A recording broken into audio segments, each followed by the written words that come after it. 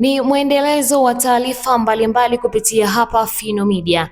Katika hatua iliyoibua taswira ya wasiwasi kisiasa nchini Uganda, mkuu wa majeshi ya ulinzi nchini humo CDF Jenerali Muhoozi Kainerugaba, ambaye pia ni mtoto wa Rais Yoweri Museveni, ametangaza kupitia mtandao wake wa X kumsaka kiongozi wa upinzani Bobi Wine.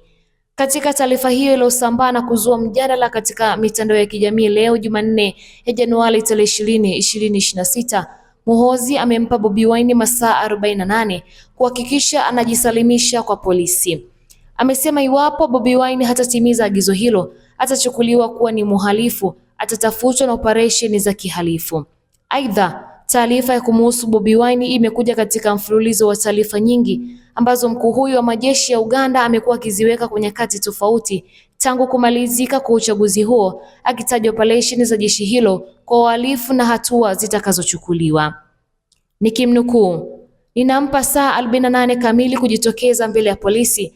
Asipofanya hivyo tutamchukulia kama mhalifu au mkaidi na tutamkabili ipasavyo", amesema Muhoozi kupitia ukurasa wake wa X. Na hiyo ni taarifa kutokea huko nchini Uganda baada ya uchaguzi kukamilika. Endelea kuwa karibu nasi kwa ajili ya kupata taarifa mbalimbali kupitia hapa Fino Media. Usiache kusubscribe, kulike, kucomment na kushare. Langu jina ni Edita Chiwaligo na hii ni Fino Media.